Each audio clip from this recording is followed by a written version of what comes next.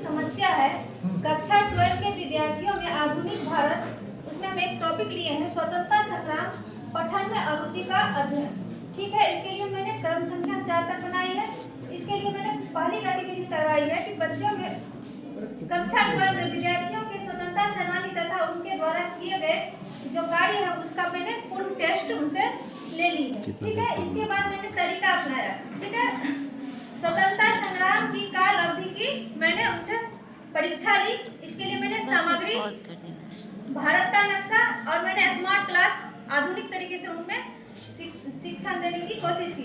Pen और मानचित्र, मानव सहायता के लिए स्मार्ट क्लास है तो मैंने कंप्यूटर शिक्षक और मानचित्र है तो मैंने भूगोल की शिक्षक से सहायता ली। आकलन मैंने इसके बाद किया, विद्यार्थियों को समकालीन इतिहास के प्रति जुड़ाव, त्रुटि के आधार और त्रुटि के विश्लेषण कर सामूहिकरण किए। इसके लिए मैंने 1 हफ्ता की समय अवधि ली। अब इसका आता है क्रम संख्या 2 चरण 2। इसमें मैंने गतिविधि कराई स्वतंत्रता संग्राम के चरण का अभ्यास और तरीका। फिर मैंने स्मार्ट टीवी पे उनका मतलब उनके बारे में बताया बच्चों को। उसके बाद मैंने तस्वीर, चार्ट इत्यादि के अभ्यास बच्चे के द्वारा मैंने करवाई। ठीक है, उसके बाद सामग्री में फिर वही chart paper, TV, smart TV और तस्वीर और मानव सहायता में मैंने फिर से कंप्यूटर शिक्षक और भूगोल के शिक्षक लिए और आकलन। अब इसके बाद क्या होता है कि विद्यार्थियों को इतिहास के प्रति जुड़ाव होने लगता है, वह पढ़ने में रुचि जगाने लगते हैं। आधुनिक भारत का टॉपिक है स्वतंत्रता संग्राम, उसमें उस बच्चे को जुड़ाव आने लगता है और इसके लिए भी मैंने 1 हफ्ता का समय लिया। ठीक है, और तीसरा मैंने अब क्या करते हैं, तीसरा चरण में स्वतंत्रता संग्राम के मुख्य आंदोलन का मैंने समायोजन यानी एक क्रमबद्ध कर दिया। ठीक है, ताकि बच्चों को समझने में आसानी हो। ठीक है, और फिर उसको मैंने क्लास में भी पढ़ाया, स्मार्ट टीवी पे दिखाया, मानचित्र, चार्ट पेपर इत्यादि की सहायता ली और मानव साधन के रूप में मैंने कंप्यूटर शिक्षक और भूगोल की शिक्षक को लिए। ठीक है, इसके बाद उनका आकलन का व्यवहारिक स्वरूप किया। इसके लिए मैंने भी 1 सप्ताह फिर से ली। अब जब लास्ट आता है चरण तो मैंने उन सबको जानने के लिए कहा मेरे बच्चे कितने सीखे हैं, इसके लिए मैंने फिर से उनसे पोस्ट टेस्ट लिया यानी कि बाद में परीक्षा उनसे लिया गया। तो देखे उसमें जो बच्चा जवाब देता है तो स्वतंत्रता संग्राम आंदोलन इत्यादि का उनको क्रमबद्ध से उनको याद हो जाता है और अच्छे से वो अपने कॉपी पे लिख पाते हैं। और उसके बाद क्या होता है, फिर से सामग्री स्वतंत्रता संग्राम तथा स्वतंत्रता सेनानियों द्वारा किए गए कार्य को स्मार्ट टीवी पे फिर से मतलब दोहराया जाता है रिव्यू। और इसके लिए मैंने कंप्यूटर शिक्षा टेस्ट में जो लिया गया था उससे बेहतर परिणाम आया और बच्चे में समझ की विकसित हुई और सतत एवं व्यवहारिक त्रुटि का अंत हो गया। धन्यवाद। साक्षियानंद उत्तर समझ रहे हैं ना, ये एक्शन प्लान का ये प्रेजेंटेशन था, ये नहीं कि आए और कुछ भी बोल के समय निकाले और चले गए। चलिए नेक्स्ट ग्रुप आइए। मैं इस प्रशिक्षण चर्या में अपने चिन्हित समस्या भाषा विषय के वर्तनी के उच्चारण और उसके अनुप्रयोग वर्ग 11-12 के कुछ चिन्हित यानी 10 छात्रों की समस्या को यहाँ जो है सो हम टेक्निक के द्वारा क्रियात्मक अनुसंधान किए हैं और उस गतिविधि को हम करने जा रहे हैं। देखिए हमारी समस्या जो है भाषा में वर्तनी के उच्चारण एवं अनुप्रयोग की समस्या, वर्ग 11-12 के चिन्हित 10 बच्चे। हम इस गतिविधि इस पूरे प्रोजेक्ट को 6 भागों में विभाजित किया है। इसमें जो पहला क्रम है हमारा, उसमें हमारी गतिविधि में जो शामिल है वह है पूर्व ज्ञान के आधार पर जांच मैंने की है और जांच का जो आधार है वह प्रश्नोत्तरी विधि है और श्रुत लेखन। इसमें तरीके जो अपनाए गए हैं, इसमें कक्षा 11 से विषय से संबंधित जो है कुछ कठिन शब्द और समाचार पत्र के कुछ कठिन शब्दों को दिया गया है। आवश्यक सामग्री जो इसमें सहायता की है, इसमें कॉपी, उसके बाद कुछ चेक लिस्ट है, चार्ट पेपर है, कलम है और इस तरह के कुछ सीट है। इसमें जो मानव बल है, इसमें हमारे छात्र हैं और हम शिक्षक हैं और इसका आकलन जो है पहले दिन यानी एक दिन का समय लगा है। इसमें आकलन में हमने पाया है कि मौखिक एवं लिखित त्रुटियां जो है निकलकर सामने आई है, जिसको हम प्रोजेक्ट के आधार पर 4 दिनों में इसको डिवाइड किया है और अंतिम निर्णय जो हमारा चौथे दिन मतलब हमारा जो है यह पोस्ट परीक्षण होगा। क्रम बनाए हैं ध्वनात्मक पहचान कि उच्चारण में चूंकि ध्वनि में समस्या है, इसके लिए तो इसके लिए जो तरीके हैं वो ध्वनि का खंडीकरण कि खंड खंड करके जो है हम उनसे बच्चे से जो है सो उच्चारण करवाते हैं।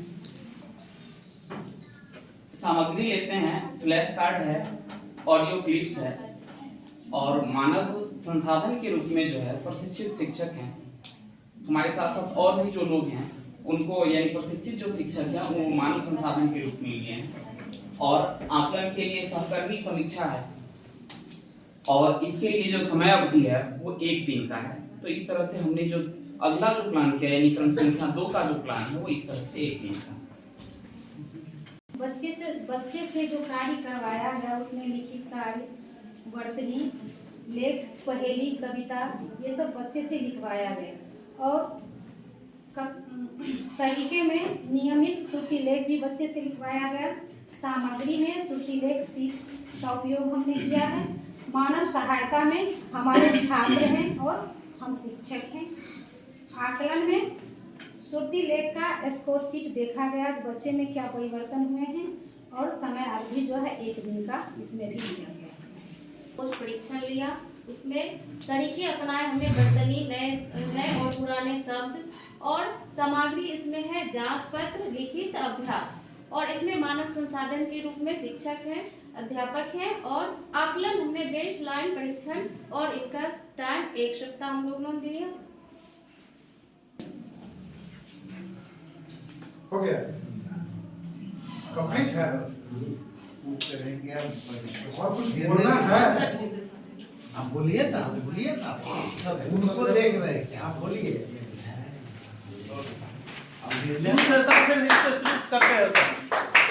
आप लोग आवाज नहीं। हमारा जो समस्या है वो है वर्ग 11A के छात्रों में 11A के छात्रों में न्यायपालिका की समझ विकसित करना।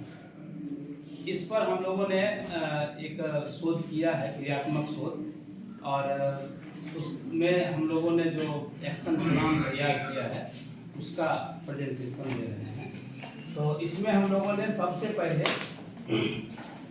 एक जांच किया, उसके लिए प्रश्नावली तैयार करके बच्चों का पहला टेस्ट कर लिया जो क्या समस्या है और फिर उस पर हम लोगों ने मौखिक प्रश्न इस सब के द्वारा तैयारी करके पूरा सामग्री जुटा करके अतः उसका एक्शन प्लान बना करके लगे हैं। उसमें हम लोगों ने जो मानव सहायता है उसमें हम लोग राजनीतिक विज्ञान के जो शिक्षक हैं और छात्र हैं। इसके अलावा आकलन में कमजोर विद्यार्थी जो आकलन हम लोगों ने किया, कुछ विद्यार्थी उसमें कमजोर पाए गए और इसमें 1 दिन का समय जो है टेस्ट में लगा। मैंने जो है सो बच्चों को समूह में बांटकर न्याय शब्द और न्यायपालिका के प्रत्येक स्तर की जानकारी दी गई, जिसको ग्रुप बनाया गया। उसके बाद जो है सो मौखिक प्रश्न पूछने के लिए 4 तालिका उनसे भी बनवाई गई और राजनीतिक विज्ञान के जो शिक्षक थे, जो जानकार थे, उनके समक्ष जो है सो ये सब क्रियान्वयन किया गया। इसमें पाया गया कि छात्रों में न्याय के प्रति जानकारी का अभाव है। मैंने इस कार्य के लिए 1 सप्ताह का समय लिया। दूसरा हो गया। बच्चों को न्याय के बारे में विभिन्न उदाहरण देकर समझाया गया और फिर बच्चों को प्रोत्साहित भी किया गया। कहानी, लघु नाटक, पोस्ट गतिविधि द्वारा शिक्षक व जानकार इसमें शामिल हुए। बच्चों में समझ विकसित हो, हमने पाया कि बच्चों में समझ विकसित हो रही है। धन्यवाद।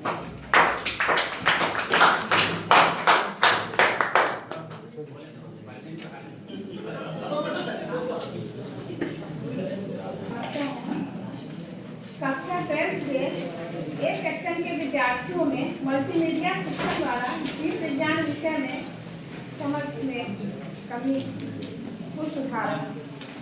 तो मैंने सबसे पहली गतिविधि की है पूर्व परीक्षण तरीका अपनाया है। जीव विज्ञान विषय से संबंधित पेपर पेन टेस्ट सामग्री है, टेस्ट पेपर पेन पेंसिल, मानव सहायता ली है जीव विज्ञान शिक्षकों के द्वारा और छात्रों को सम्मिलित किया। आकलन है, प्राथमिक आकलन में विद्यार्थी कमजोर पाए गए, तो उसके लिए मैंने समय अवधि रखा है 3 दिन के लिए, रखी हूँ 3 दिन के लिए। दूसरा है मल्टीमीडिया के माध्यम से सिद्धांतों की व्याख्या। उसके लिए मैंने तरीका अपनाया है अवलोकन विधि का प्रयोग। सामग्री है स्मार्ट बोर्ड, किताब, बुक का भी मैंने उपयोग किया है। मानव सहायता है जीव विज्ञान शिक्षा और आकलन की विद्यार्थियों ने सिद्धांतों से समझ में अभिरुचि जगी है और उसके लिए मैंने 1 सप्ताह का समय दिया। जीव विज्ञान से संबंधित विषयों के लिए वीडियो और एनिमेशन की सहायता ली है और जो जैविक क्रियाएं होती हैं उनको वीडियो के द्वारा समझाने की कोशिश की। इसमें जो तरीका अपनाया है वो अवलोकन विधि को अपनाया गया है। बच्चे देखकर सीख रहे हैं।